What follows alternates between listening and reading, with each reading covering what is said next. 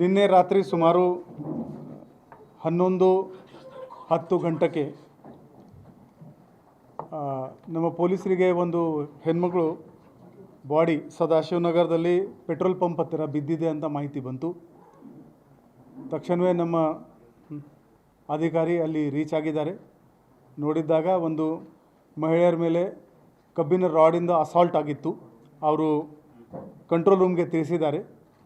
ತಕ್ಷಣವೇ ಸ್ಪಾಟ್ಗೆ ನಮ್ಮ inspector APMC Usman Auti, ACP Santosh Satyanayak, ನಮ್ಮ DCP law and order Narayan Barmani ಇವರು ಸೀನ್ ಆಫ್ ಕ್ರೈಮ್ಗೆ ರೀಚ್ ಆಗಿದ್ದರು. ಇವರು ಅಲ್ಲಿ ಆ ಸ್ಪಾಟ್ಗೆ ಮೃತದೇಹ ನೋಡಿದ ತಕ್ಷಣ ನಮ್ಮ ಆಫೀಸರ್ಸ್, ಸೀನ್ ಆಫ್ ಕ್ರೈಮ್ ಆಫೀಸರ್ಸ್ದು ತಂಡ ಇದೆ, ಅವರಿಗೆ ಕರೆ ಮಾಡಿದರು. ಫಿಂಗರ್ ಪ್ರಿಂಟ್ ತಂಡಗೆ ಕರೆ ಮಾಡಿದರು ಮತ್ತು ಡಾಗ್ ಸ್ಕ್ವಾಡ್ಗೆ ಕೂಡ ಕರೆ ಮಾಡಿದರು. ಅಲ್ಲಿ ಸಿಕ್ಕಿದ ಎವಿಡೆನ್ಸ್ ಪಿಕಪ್ ಮಾಡಿದ ಮೇಲೆ ಹ್ಯೂಮನ್ ಇಂಟೆಲಿಜೆನ್ಸ್ ಮತ್ತು ಟೆಕ್ನಿಕಲ್ ಇಂಟೆಲಿಜೆನ್ಸ್ ಆಧಾರದ ಮೇಲೆ 5 ಗಂಟೆ ಒಳಗಡೆ ಈ ಪ್ರಕರಣದವರು ಪತ್ತೆ ಮಾಡಿದ್ದಾರೆ. ಈ ವಿಕ್ಟಿಮ್ ಮೃತರು ಶ್ರೀಮತಿ ಮಹಾದೇವಿ ಬಾಗಪ್ಪ ಕರಿಯನ್ನಾವರ್. ಈ ಲೇಡಿ 42 ವರ್ಷದ ಮಹಿಳೆ ಇದ್ದಾರೆ. ಇವರು ಸದಾಶಿವನಗರದ ವಾಸಿ ಮತ್ತು ಈ ಪ್ರಕರಣದ ಆರೋಪಿ ಸಂತೋಷ್ ಜಾಧವ್ 38 ವರ್ಷ.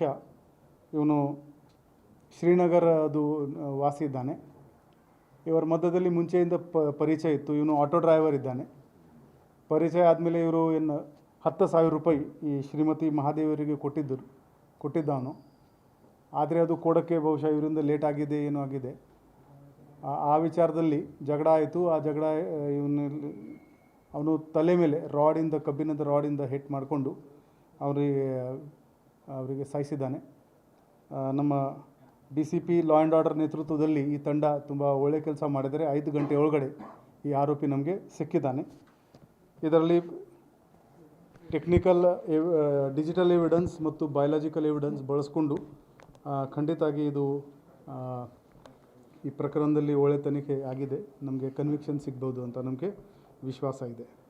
ಇದರಲ್ಲಿ ನಮ್ಮ ಅಧಿಕಾರಿಗಳು PSI SR ಮುತ್ತತ್ತಿ, ಹೊನ್ನಪ್ಪ ತಲ್ವಾರ್ ಮತ್ತು ಹುಸೇನ್ ಕಿರೂರ್ ಇದರಲ್ಲಿ ಶ್ರಮಪಟ್ಟಿದ್ದಾರೆ. ASI BM ನರ್ಗುಂದ್ ಮತ್ತು ನಮ್ಮ ಸಿಬ್ಬಂದಿಗಳು VD ಬಾಬನಾಗರ್, ಗೋವಿಂದ್ ಪೂಜಾರಿ, ನಾಮದೇವ್ ಲಾಮಾನಿ, ಮಾರುತಿ ಕುರೇರ್, ಗೋವಿಂದ್ ಲಾಮಾನಿ, ಫಾರೂಕ್ ಮಯೂರ್, ಕಾರ್ತಿಕ್ GM ಮತ್ತು ನಮ್ಮ ಟೆಕ್ನಿಕಲ್ ಟೀಮ್ ರಮೇಶ್ ಅಕ್ಕಿ, ಮಹಾದೇವ್ ಖಾಶಿದ್, ವಿಶ್ವನಾಥ್ ಮಠಪತಿ ಮತ್ತು ಬಾಹುಬಲಿ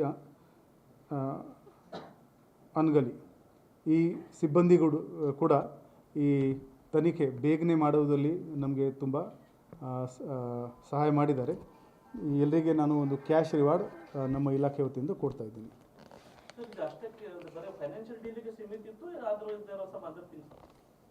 ಅವರು ಇಬ್ಬರ ಮಧ್ಯದಲ್ಲಿ ಪರಿಚಯ ಇತ್ತು. ಇದು ಫೈನಾನ್ಷಿಯಲ್ ಡೀಲಿಂಗ್ ಆಗಿದೆ. ಇನ್ನೂವರೆಗೆ ಇದು this is not even 24 hours ಕೂಡ ಕಂಪ್ಲೀಟ್ ಆಗಿಲ್ಲ.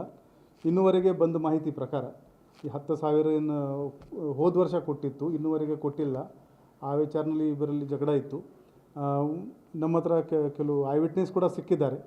ಯಾರು ಈ ಹೆಣ್ಮಗಳಿಗೆ ಅವರು ಒಂದು ಜಾಗೆಯಿಂದ ಮುಂದೆ ಕರ್ಕೊಂಡು ಹೋಗಿದ್ದ. CCTV ಫುಟೇಜ್ ಒಳ್ಳೆ ಸಿಕ್ಕಿದೆ. ಇದರಲ್ಲಿ ಆ ರಾಡ್ ಎಲ್ಲಿಂದ ತಗೊಂಡಿದ್ದಾನೆ ಅದು ಕೂಡ ಸಿಕ್ಕಿದೆ. ಸೊ ಒಳ್ಳೆಯ ಎವಿಡೆನ್ಸ್ ಇದರಲ್ಲಿ ಕಲೆಕ್ಟ್ ಮಾಡಲಾಗಿದೆ.